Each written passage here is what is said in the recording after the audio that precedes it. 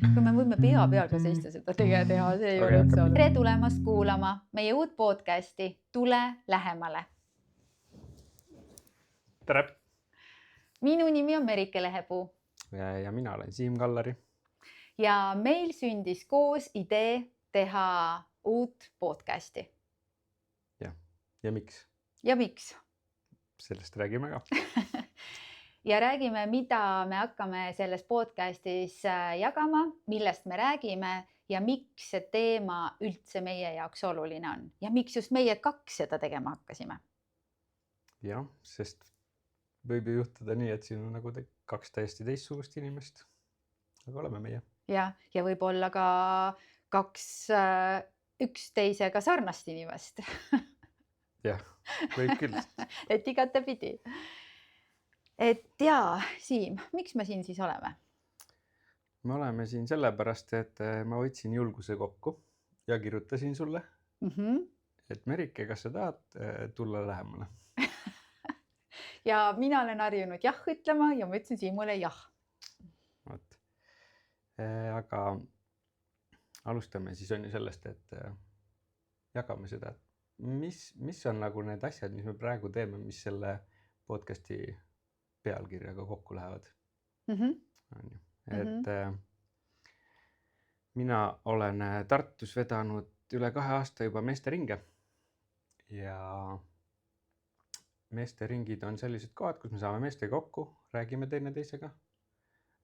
Oleme teinud ka natukene ühistegevusi, aga mitte väga palju, et see põhirõhk on seal just rääkimisel ja teineteisega ühendumisel, teineteise ärakuulamisel ja seal ühel meesteringil oli meil üks arutelu, et meil on erinevates versioonides on küsitud, et naiste poolt just, et tahaks meesteringile tulla kuulama. Sest naised on uudishimulikud. Ja et mida mehed räägivad. Ja see ei ole võimalik. Et mõni asi peab saladuseks ka jääma. Aga sealt nagu sündis see idee, et aga mis oleks, kui teeks ühe avaliku meesteringi.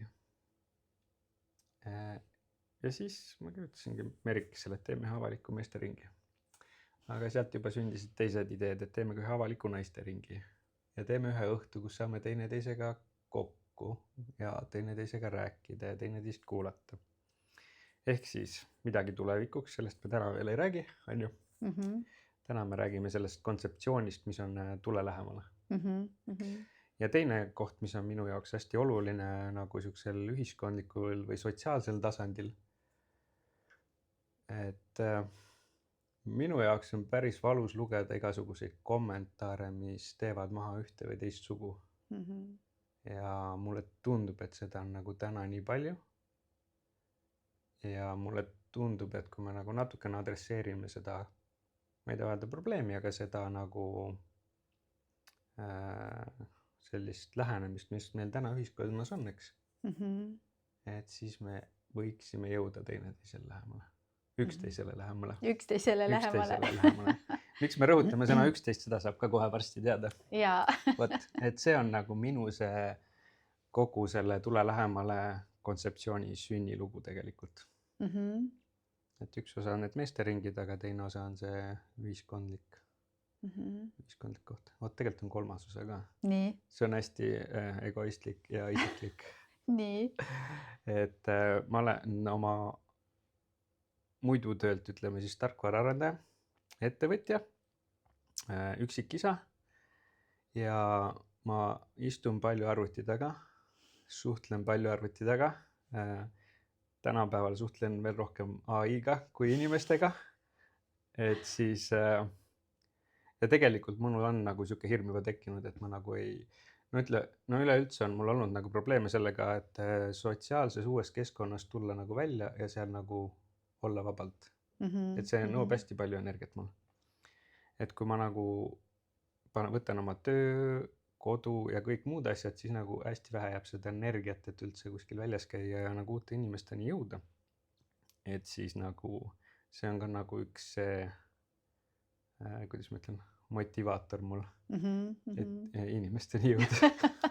et ma nagu julgeks sealt kodust välja tulla, et ma julgeks nagu midagi teha või nagu võtta nagu enda sisse see, et saaks uusi tutvusi, Jaa, saaks lähemale, saaks lähemale ja uutele tutvustele lähemale. uutele tutvustele lähemale. Ja. Ja, väga hea, väga äge. Ja kuidas siis mina Kuidas jõudsin sina? selleni kõigeni ja mina olen ka aastaid teinud naisteringe, siis ma olen teinud väga palju asju, mis on suunatud naistele ja ühel hetkel käis minu sees selline plõks, et ma ei taha teha ainult naistele, sest ma tunnen, et kui on ainult naised, siis just see, mida sina ütlesid, et naised tahavad teada, mis mehed räägivad, mehed tahavad teada, mis naised räägivad, et kuidas saada 2 inimest ühte ruumi ehk siis mehed ja naised ühte ruumi. Ja tegelikult sündis siis see muudatus minu sellisest mõttest, kui eelmine hooaeg hakkasid mehed kirjutama, et kas nad võivad vestlusõhtule tulla, mis siis on koos filmiga, mida me vaatasime ja seda ka pikalt aastaid naistega ja nüüd siis tulid mehed ja sealt ma sain aru, et kuidas see ruum muutub, kui on mõlemad osapooled ehk siis nii mees kui naine ruumis sees. Siis läks natukene aega edasi, kui sündis idee ja me hakkasime ühe teise inimesega, Kaiega tegema 11 õhtuid ja sellest ajendatuna, et inimesed on just nimelt ekraanide taga, nad on erinevates äppides, otsivad tutvusi, otsivad naist, otsivad meest ja see ekraan, mis vahel on, ei anna edasi seda päris inimese tunnet. Või ma võin AI-ga suhelda, aga kas see tegelikkuses täidab seda inimrolli kohta, on ju. Ja kui me märtsis siis alustasime nende 11 õhtutega, siis meie üllatus oli suur, kui suur huvi sellele tegelikult on ja see tagasiside on olnudki see, et inimesed tulevad ikkagi ärevus hinges sinna kohtumisele, nad ei oska midagi oodata ja samas on sellest nüüd saanud juba 5 kohtumist ja inimesed ikka tulevad ja see ühes ruumis olemine, see päris vestlus, see on nagu see, mida tänases ühiskonnas inimesed vajavad. Et mis sa ütlesid, et kui sa oled siin arvuti taga, suhtled AI-ga, sul ei jää seda ressurssi enam üle, sest sa annad nii palju ikkagi ära, aga samas väga paljud ütlevad, et kui inimene inimesega kohtub, ta annab teisele energiat, eks. Et see on siis nagu see koht, kus ühendada inimesi ja mul on nii hea meel selle üle, et kui me märtsis alustasime, meil esimesel õhtul tekkis üks paar, kes on siiani koos, meil on seal sõprussuhteid tekkinud, äripartnerid on 11 leidnud ja naised, mehed, kõik on nagu rõõmsad selle üle, et nad ei ole enam üksi, nad saavad suhelda, nad saavad kohtuda. Et see tunne, et tule lähemale, on minu arust lihtsalt fenomenaalne, et tekitada inimestes see julgus, et nad julgeksid lähemale tulla. Sest et ekraanid on minu arust tekitanud selle, et me oleme lükatud teineteisest väga kaugele ja eemale. On see põhjus, on ju. Aga minust nii palju, et 17 aastat olen ma koolitamisega tegelenud ja teinud siis erinevaid koolitusi. Ma olen siis Eestis ainus, kes on Louise Hay õpetuste treener, koolitaja. Ma olen hüpnoteraapiat õppinud, koputamisteraapiat õppinud, et kuidas inimesi teraapiates aidata. Ma teen meeskonnakoolitusi, nagu ma ütlesin, neid vestlusringe, erinevaid töötubasid, vean ka Paremelu naisteklubi ja Paremelu koolitused sai siis just eelmisel nädalal 17-aastaseks. Nii et olen ka siis ettevõtja olnud kõik see aeg, aga enne seda töötasin panganduses ja siis otsustasin, et ma tahan seda muutust. Ehk tegelikkuses on see koht, mis mul praegu staakus. Kui ma olin pangas ja tegin tööd, siis ma tundsin seda, et ma tahan, sa nüüd istud, on ju. Ma ütlesin endale ja väga mitmed võivad seda, kes mäletavad, et ma jagasin, ma ütlesin, ma tahan inimestele lähemale jõuda, sest kui ma olin pangas, siis ma tegin seda pangatööd, aga mu hing nagu tahtis jagada rohkemat ja ma mäletan, et ma ütlesin seda, mul tekkis praegu see nagu déjà vu, et ma ütlesin tõesti seda, et ma tahan inimestele lähemale jõuda ja näe, ja nüüd sa siia mind kutsusid, on ju. Et see on nagu see üks asi, jah. ja nagu ühe asjana võin veel välja tuua, et ma ikka läbi huumori meeldib mulle ka elus kulgeda, et see 11 õhtu on minu jaoks ka ja seesama Tule lähemale oluline sellepärast, et kuna ma olen ka nüüd baaripanija ja tseremooniameistri rollis, et siis mul endal ka tööd oleks. et kui inimesed kokku tuua ja sealt nagu päris baarid tekivad, siis on ju see ka tore, eks ju. Ja, aga siis ongi, kui rääkisin nendest 11 õhtutest rääkida, mis need on? Ja need 11 õhtut ongi kohtumis- ja tutvumisõhtud nii meestele kui naistele. Ja me alguses küll mõtlesime, et võib-olla on nagu see rohkem see koht, kus vabad ja vallalised kokku tuua, aga täna me näeme seda, et meile kirjutavad inimesed, kes tahavadki endale uusi sõpru, tuttavaid saada ja me oleme lubanud kõik sinna ruumi. Ja see ei ole see koht, kus me, kuidas ma seda siis nimetan, see on ikkagi jah, kohtumis- ja tutvumisõhtu ja see, mis inimesed ise seal loovad peale seda, kui see õhtu lõpeb, meie ei saa vastutada selle eest, aga me loome ruumi, et inimesed saavad kokku tulla ja meie siis oleme õhtuks välja mõelnud, et kuidas inimesi siis panna omavahel rääkima, suhtlema. Meil on juba oma rituaalid välja seal kujunenud, mis alati lõpus on ja see tagasiside, mis seal tulnud on väga huvitav, et inimesed on öelnud, et see on nagu grupiteraapia, see on nagu psühholoogi juures käimine, aga odavam on ju ja parem, sest et inimestel on kõigil erinevad arvamused ja me saame justkui sellise tervikpildi kokku, et mis naised arvavad, mis mehed arvavad ja nagu sina välja tõid, et naised tahavad kuulda, mida mehed räägivad, siis seal on see võimalus, sest inimesed julgevad seal jagada ja nad julgevad olla mina ise. Kas just 100%, seda ma veel ei usu, aga järjest rohkem see loob ja ma näen, et need, kes on käinud, tulevad ikka ja jälle tagasi. Ja siit tulebki nüüd see küsimus, et kuhu me selle podcast'iga tahame jõuda? Me tahame lähemale jõuda ju inimestele lähemale ja ühendada inimesi läbi selle, et see ekraan meid ei lahutaks, kuigi jaa, praegu ka inimesed kuulavad meid, ekraan on nagu vahel, kuid just see, et julgustada inimesi tulema nagu tagasi enda juurde, selles mõttes, et kui nad tulevad endale lähemale, siis nad tulevad ka üksteisele lähemale, eks. 11 õhtut toimuvad on ju iga kuu 11. kuupäeval, et väga hea meelde jätta. Ja. Sellega on korras, aga äkki siis võtame jälle nüüd selle Tule lähema enda nagu enda rohkem vaatluse alla just selle poole pealt, et me oleme nüüd sinuga seda kontseptsiooni vaimselt sünnitanud 1,5 kuud. Ja. Et midagi on nagu selgemaks saanud. Kindlasti nagu ei ole veel päris selge, mis asi see on, mis sellest saab, aga on nagu mingid kindlad põhiväärtused ju, mida me tahame kanda. Et selle podcast'i puhul on ka kindlasti see, et nagu tahaks siia inimesi tuua. Täiesti siukseid nii-öelda inimesi tänavalt seal suhtlema, rääkima, võib-olla paare. Võib-olla 2 vallalist. Et rääkida nagu päris asjadest, ehedalt, ausalt, võib-olla olla isegi haavatav. Absoluutselt. Mis sinu jaoks on haavatavus? Minu jaoks on haavatus julgus olla mina ise. See võib-olla justkui kõlab klišeena, aga see tähendab seda, et ma julgen olla see, kes ma olen. Ma ei tee ennast nagu paremaks või kui me näiteks, ma ei tea, hakkame salvestama podcast'i ja siis ma ütlen, et tead, mul oli jube raske päev, aga ma võtan nüüd kokku ja ma teen selle ära, et isegi nendel hetkedel ongi see koht, kus ma julgen öelda, et tead, praegust on nii, et see haavatavus on minu jaoks hästi tervendav, sest see, kui sa juba selle välja ütled, et mis praegust toimub, mis praegust on, siis see juba saab nii-öelda vabadusse ja mulle tundub, et see Tule lähemale on ka mõnes mõttes vabaduse tee, et kui sa julged selle sammu astuda, siis sa ei ole nagu iseenda loodud vanglas, et appi mul ei ole kedagi, ma ei tea, kellega rääkida, kas ja kus ja mis, aga ma tulen nagu, astun selle sammu, ma olen vabaduses ja ma vaatan, et appi inimesed tahavad minuga rääkida, et see võib-olla alguses on mitte väga kergesti hoomatav, aga see on üks võimalus.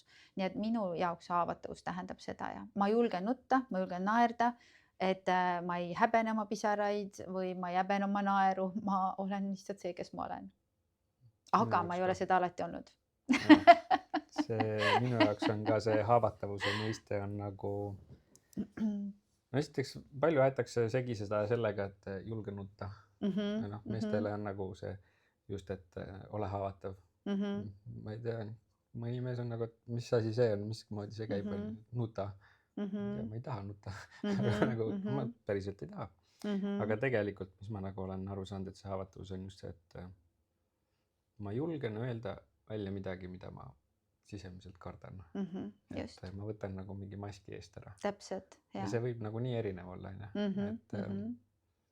inimene ei julge võib-olla üldse rõõmus ja lõbus olla. Et see ei pruugi nagu kuidagi olla seotud kurbusega või vihaga. Et ma ei saa kunagi vihaseks.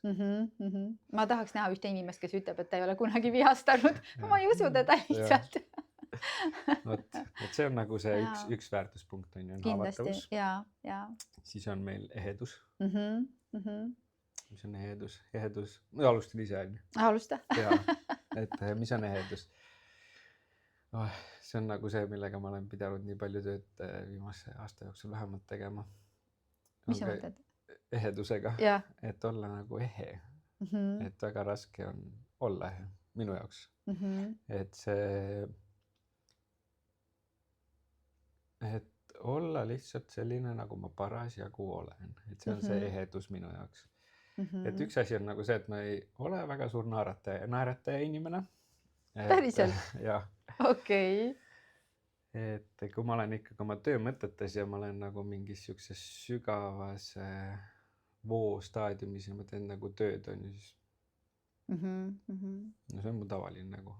Et ja ma ei ole kuri ja ma ei ole kurb ja ma ei ole, mis iganes inglise keeles on selle resting bitch face syndrome, on ju. Et see on nagu see üks osa sellest ehedusest on ju. Ja siis samas on ka ehedus on ju see, et ma luban endal vigu teha. Et ma ei tea, kas see otsus teha praegu seda asja on õige, aga ma tahan seda teha. Ja siis kui ma teen ära, äkki läheb midagi valesti, on ju. Siis ma nagu, okei, see läks valesti, aga ma vähemalt tegin seda, mida ma tahtsin teha. Et see on üks osa sellest ehedusest. No nagu selle podcastiga siin. Kusjuures see on jumalast äge, et sa seda ütled, et vaata see, et sa ei naerata palju. Minul on öeldud seda, et kas mul on kogu aeg lõbus ja tore olla, et mul on kogu aeg suu nagu kõrvuni on ju. Tegelikult ju ei ole.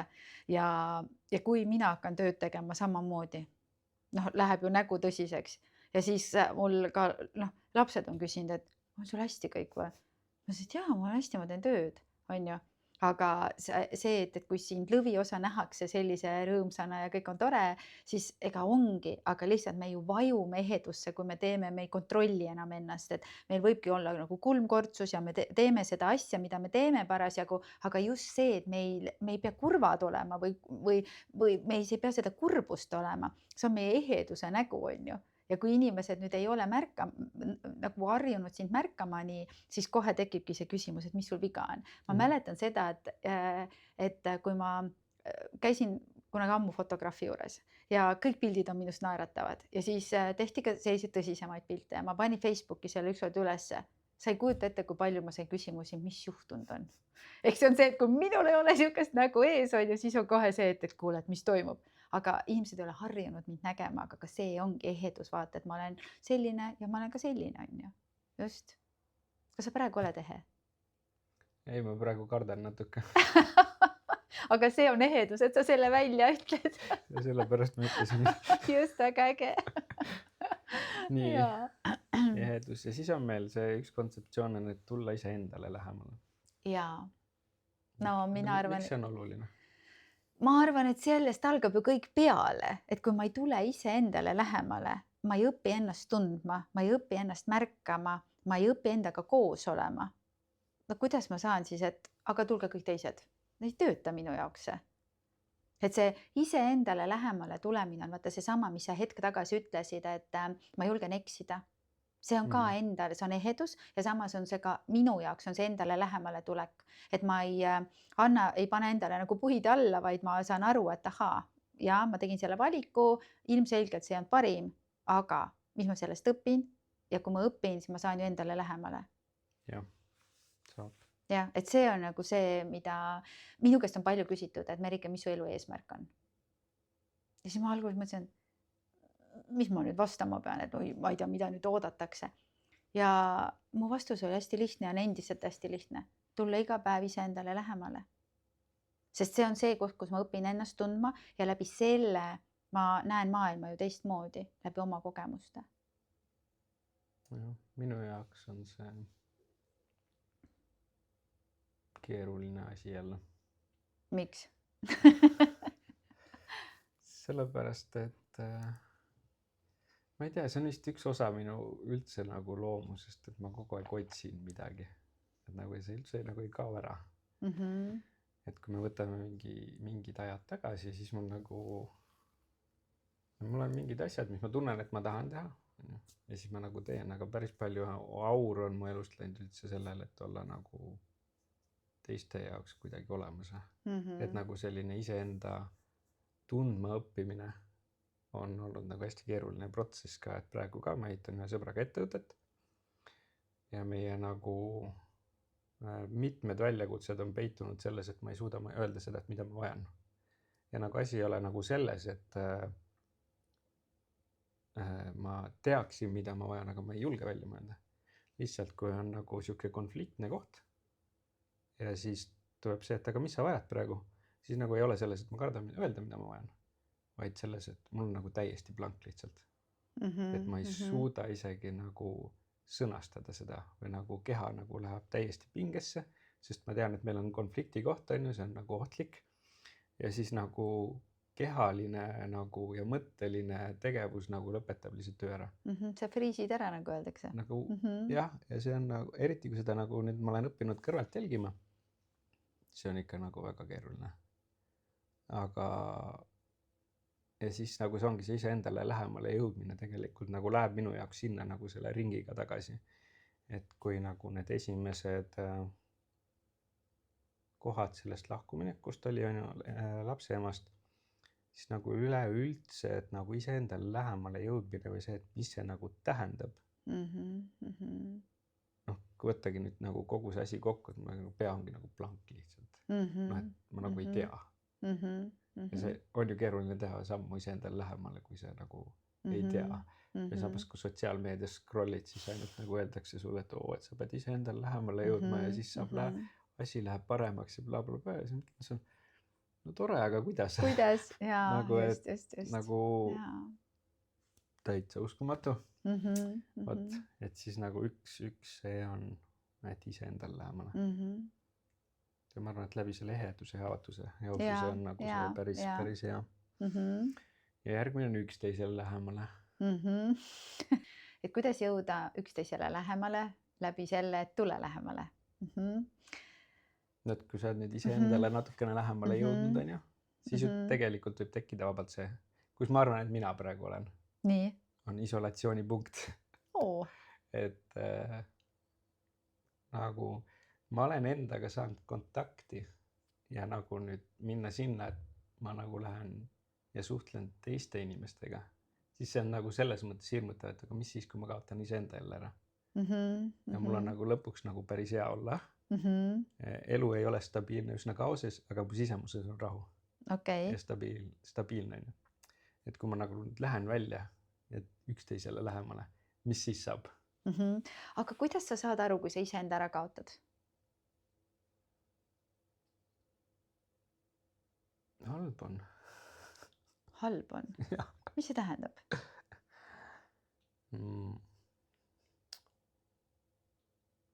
Ärevus on hästi suur. Ja siis on halb olla. Ja siis ma ei tea, mis ma tahan. Siis ma ei saa lihtsalt igapäevaselt sellegagi otsustamisega hakkama, et kas ma tahan, ma ei tea, kas ma tahan praegu pikutada või ma tahan õuetrenni minna. Nagu kõik siuksed need või üleüldse nagu pikas perspektiivis, et mis on nagu mu siuke siht või kuhu poole ma kõnnin praegu, et nagu, et mis on prioriteedis nagu tööülesannetes oluline praegu või nagu üleüldse siuke otsustamine läheb nagu väga-väga keeruliseks. Väga huvitav. See ongi see koht, kus ma usun, et inimesed jagunevadki kaheks, et osadele teised inimesed annavad energiat, osadelt nagu võtavad energiat, eks, et kuhu me siis ennast paigutame. Et mina tean seda öelda, et minule inimesed alati annavad energiat, aga samas on mul järjest, ma ei tea, kas see tuleb vanusega, aga mulle meeldib järjest rohkem ka see, et kui ma saan iseendaga olla. Teha ise oma asju ja olla ja ideed hakkavad jooksma ja nii edasi. Vanasti oli see, et mul on vaja kedagi, kellega rääkida. Et siis nüüd ei ole enam seda vaja. See on tore, kui keegi on, aga vaata, kui erinevad ka meie oleme, on ju. Ja samas ma usun, et kõik asjad saavad tehtud ja aetud, eks, mis vaja on. Et see iseenda ärakaotamine on väga paljude inimestele minu arust küsimus või küsimärk, et inimesed ei pane tähele, kui nad ennast ära kaotavad. Mina olen ennast ka ära kaotanud ja see tähendab seda, et kui minu jaoks, et kui ma annan endast liiga palju teistele. Ja siis on see, et mul ei ole aega, ma ei tea, magada, süüa, perega tegeleda ja nii edasi, siis ma annan ennast kogu aeg teistele. Et ja kui ma sellest nagu aru sain, siis ma tegin muudatuse. Aga ma tunnen aeg-ajalt, et see võib ikka juhtuda. Et täna ma lihtsalt nii palju kogenum, et ma saan sellest kiiremini aru ja siis ma kohe teen nagu stopp ja siis ma võtan selle aja iseendale ja perele ja tegelen siis nende asjadega. Et see on nagu minu arust hästi-hästi oluline koht, et sa selle välja tõid. Ja kuidas nüüd selle üksteisele lähemale kontseptsiooniga see kokku läheb? Kuidas ta kokku läheb, on see, et esiteks, kui me tahame, minu versioon, üksteisele lähemale astuda, lähemale minna, me tahame rohkem üksteisega suhelda. See 11 tähendab seda näiteks, võtame, et see on mõni inimene, see on sõber, see üksteisele lähemale, see võib olla ka uus töö, eks. See võib olla ka rohkem raha, parem tervis, sest et meil on vaja teha see samm, et ma astun justkui millegile ju lähemale. Aga kui me võtame selle inimtasandile, siis see on see koht, kus mul on ju vaja teha midagi teistmoodi. Kui ma tunnen, et mul enam ei ole nagu hea olla või et ma olen liiga kauaks ennast üksi jätnud või ma olen ennast üle koormanud või ma olen ainult lastega olnud ja mul ei ole sõprade jaoks aega olnud, et kuidas teha see samm, et astuda üksteisele lähemale. Ja vot siin on see, mida mina armastan öelda, et siis meil on juba hirm, et ma ei oskagi enam rääkida, ma ei oska suhelda ja ma ei oska seal kohtingul üldse mitte midagi teha, siis ma nagu järjest vajun väiksemaks ja tõmbun kössi sellepärast, et ma ei julge minna sinna, sest see ärevus on nii suur. Aga kui ma teen selle sammu, siis ma astun sellest hirmust läbi ja see maailm võib muutuda. Ja reeglina ta muutub paremuse poole ju. See on minu arvamus. See on hea reegel, ma panen kirja. Sest kui mina kardan midagi, siis ma alati otsustan, ma lähen sellest hirmust läbi. Ma teen selle lihtsalt ära. Jah, ma ka. Et muud moodi ju ei saa. Sest kui ma ei tee seda, siis mul tekib kogu aeg see mõte pähe, mis mulle tohutult meeldib, et kui ma lükkan asju homsesse, siis ma homme peatun ja vaatan, kui palju mul on tühja eilseid. Et see teeks mind nagu, mis mõttes elamata elu nagu, lihtsalt sellepärast, et ma ei julgenud, on ju. Jah, see on tõsi muidugi. Ja. Nii, aga järgmine oluline kontseptsioon on see, et mõistmine ei tähenda nõustumist. Jaa, just. Mulle meeldib see. Ma mõistan sind, aga ma ei pea sinuga nõus olema. Sest see on see koht, kus ma mõistan teist inimest. Ma mõistan tema võib-olla harjumusi, tema uskumusi, tema lapsepõlve, aga ma ei pea sellega nõustuma. Jah, see on nagu üks asi, aga minu jaoks nagu võib-olla on rohkem siin seda, et ma olen võimeline nagu üleval hoidma erinevaid tahaks öelda vaatenurkina. Jaa. Või nagu sellised, et meil on erinev nägemus millestki. Ja nagu see ei tee mind sinu suhtes kuidagi moodi ei suuremaks ega väiksemaks. Just. Muidugi üks asi on küll oluline. Nii. Kurjust ei pea tolereerima ja austama. Ja mina ütlen ka seda, et meelemürke ei peaks tolereerima ja mõtlema, et see läheb mööda või mida iganes, et jah. Ja vägivalda. Ehk siis tegelikult ongi see vägivald, see, et milleni kõik need meelemürgid võivad viia. ja vägivald on ju mitmesugust on ju. ja. Et selle mõistmine ei tähenda nõustumist, et sellel me seda ei mõtle. Ja just. Pigem me mõtleme seda, et me võime samas ruumis olla nii Hispaania kui Argentiina poolt. Jah, just, kelle poolt sa olid? Ma ei olnudki väga. Okei. Ma olin, ütleme nii, et ma olin, mida mäng edasi, seda rohkem ma olin Hispaania poolt, sellepärast et Argentiina tegi koledat mängu ja siis mulle see ei meeldi. Ja siis mu sisemine õiglus hakkab nii tööle, et see... Kusjuures on nii äge, et sa selle välja tood. Mul oli sama asi, et poiss oli Hispaania poolt kohe algusest ja mina ütlesin, olgu, ma olen siis Argentiina poolt, et Messi viimane mäng ja elasin nagu kaasa. Ja tegelikult ma nagu väga kiiresti vahetasin nii-öelda hobuseid või vahetasin seda suunda, siis mõtlesin, et ma ei ole vägivalla poolt. Ja olin nagu Hispaania poolt ja mõtlesin, jess, mul oli väga hea meel. Näed, väga hea eluline näide on ju tuua kohe siia podcasti sisse ka. Ja. Nii, natuke vaata, mis meil on. Selles suhtes nagu on see tule lähemale iseenesest kontseptsioonilises mõistes meil ära räägitud. Just, on ju? Et me toome sisse erinevaid teemasid, eks? Erinevaid inimesi, me räägime erinevatel teemadel ja me ei räägi pinnapealselt, vaid me räägime läbi kogemuste ja me räägime sügavamalt. Jah. Väga hästi kokku võetud. Nii.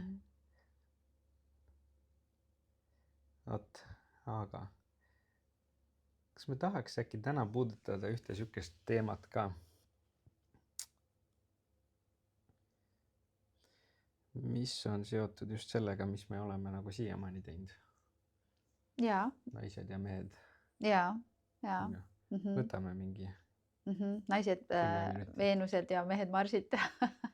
Jaa, et nagu päris, ma ei ole seda nagu selles mõttes ette valmistanud, aga mulle tundus, et ma võiks nagu kohe selle juba see nagu podcast natukenegi rääkida, et võib-olla me mingi hetk teeme nagu täiesti eraldi podcasti on ju sellest. Et mis sinu jaoks on suurim naiste ja meeste vaheline erinevus? Niimoodi küsidki või? Suurim erinevus. Suurim erinevus on see, et mees on mees ja naine on naine. Jah, aga ma pigem mõtlen just äkki olemuslikult. Mis sa oled naiste ringides nagu näinud? Mida ma näinud ja kuulnud olen, et siin ongi nagu hästi huvitav see, et mehed on hästi ratsionaalsed ja hästi konkreetsed ja naised ju ei ole. On naisi, absoluutselt. Mina julgen öelda, et see on see õpitud käitumine, et läbi peegelduste ja mis iganes ja ma usun, et kõigis on seda, sest et kui me teame ju seda, et igas naises on olemas meespool ja naispool, igas mehes on olemas tema naispool ja meespool, et kumb siis domineerib, on ju. Aga mida ma kuulnud olen, kõige sagedasem on see, et mida mina hindan inimeste puhul on rääkimine ja kõige sagedamini ma kuulen seda, et ma räägin, aga mind ei kuulata. Ehk siis see on see, et kas ma kuulen või kuulan, on üks selline võluküsimus. Ja naised ütlevadki, et ta paneb teleka kõvemaks või ta läheb trenni või ta läheb kuhu iganes, aga ta ei kuula mind. Et ma ei jõua talle lähemale. Et ma tahan, aga ma ei jõua. Ja siis ta lööb käega, siis ta surub endas kõik asjad alla ja siis tegelikkuses eemaldub ta endast, eemaldub ta oma mehest, eemaldub ta lastest, eemaldub tööst, kokkuvõttes on stress, depressioon ja nii edasi. Et see rääkimine on see, mis justkui ei jõua või inimesed ei, see kõlab väga kummaliselt, kui ma selle välja ütlen, et inimesed ei oska rääkida. Tegelikult me oskame, aga me võib-olla ei tunne veel nii hästi oma kaaslast, mis on see, mis paneb teda kuulama. Et siis põhimõtteliselt see erinevus tuleb rääkimisest. Kui sa ei räägi, siis ju keegi ei saa teada, mida sa mõtled ja tunned ja vajad. Ja siis, kui naine arvab, et kuidas mees aru ei saa, mida ma vajan ja selle peale solvub, siis see on kõige suurem suhte rikkuja, ütleks mina. Sest ükski mees ei suuda seda välja arvata, mida üks naine tahab ja sama on ka tegelikult ju meestega. Või kui mehed ei räägi vastu või mehed ei räägi oma vajadustest ja oma soovidest, siis minu arust on vaata see, et mees on loodud selleks, et ta peab nagu tööd tegema, raha teenima, ja naine ainult ootab, kuna ta koju tuleb, aga võib-olla sellele naisele ei ole oluline nii palju see raha ja ta tahab kvaliteetaega, eks ju, siis mees ütleb, aga kuidas ma saan sulle seda pakkuda, meil on raha selleks vaja, on ju, et siis ongi nagu selline nokk kinni, saba lahti. Et see mahaistumine ja avatud kaartidega vestlemine ehk rääkimine on minu arust nagu üks hästi oluline asi. Ma olen nõus sellega. Okei. Mul läks mõttelõng käest ära. Sa küsisid minu käest seda, et mis on meeste ja naiste suurim erinevus? Ma mõtlen, kuidas ma siit nüüd edasi jätkan. Ma võin öelda, mis on Eesti naiste suurim erinevus. Mul üks sõbranna kirjutas ühe raamatu, mille nimi oli See kättesaamatu naiselikkus. Ja siis ma käisin, aitasin tal seda raamatut tutvustada erinevates kohtades. Ja siis ühes kohas, ja siis ta teeb sellest ka raamaturinge. Ja siis ta rääkis, kuidas ta ühes raamaturingis küsis naiste käest, et mis teeb naisest naise, on ju. Naised hakkasid rääkima. Ja rääkisid, mis nad rääkisid, see ei ole oluline. Ja siis ütles, see oli nii äge kuulata seda, sellepärast kõik naised rääkisid erinevat juttu, on ju. Et naine on nii erinev, nagu et seal on see naine, et täiesti erinevad, on ju. Meeste ringis me oleme rääkinud sellest, et mis teeb mehest mehe, on ju. Nii. Kõik mehed räägivad ainult ühte juttu. Nagu vahet ei ole, mis mehe käest sa küsid. Ma tahan olla kindel kui Kalju, ma tahan olla see tugev tamm seal. Nagu. Kõik räägivad ainult ühte juttu. Ma arvan, et see on nagu see üks põhierinevus nagu meeste naiste. Et selle mehisuse nagu alustalad saab üsna selgelt kirja panna ja nagu enam jaolt ikkagi mehed räägivad ühte juttu sellest, et mis on mees. Aga jah, et kui sa lähed naise käest küsima, et mis on naine, siis Aga mida mehed ütlevad, et milline on siis see naine, naiselik naine või ma ei teagi, kuidas küsida seda? Pean tunnistama, et ma hästi ei mäleta, et ma selle 2,5 aasta jooksul üks kunagi seda küsimust küsinud. Aga ma küsin sinu käest siis. Aga ma arvan, et aga see ongi ju hea, sest nagu ma arvan, et iga mees annab täiesti erineva vastuse. Võimalik, jaa. Ma olen sellest täiesti kindel, et iga mees annab selle koha peal nagu täiesti erineva vastuse. Mis läheb nagu ju tegelikult kokku sellega, et iga naine ongi erinev. Jah, täpselt. Ma järgmine meestering küsin seda, siis ma saan tulla juba andmetega siia. Ja väga hea, sest mida mina olen kuulnud, et kui ma räägin kodus mehega või ma räägin teraapias meestega, eks ju, või kus iganes ma nendega 11 õhtutel kokku puutun, siis mehed tahavad ühte asja, tahavad kergust. Nad tahavad seda rahu ja nad tahavad seda rõõmu ja nad tahavad sellist head olemist. Jaa, aga see on nagu selles mõttes kindlasti on erinev meheti nagu, et kuidas see rahu ja kergus ja rõõm tuleb. Ja läbi mille? Ja läbi mille just, et võib-olla mõne jaoks on oluline, ma ei tea, et nagu kodu oleks korras, teise jaoks pole see üldse oluline. Absoluutselt, jaa. Nagu need on nagu ju nii erinevad asjad. Et nagu sellest ei saa nagu kinni hakata. Ei. Nagu, et kergus, et naabri Toomas ütles, et kergust saab niimoodi, siis.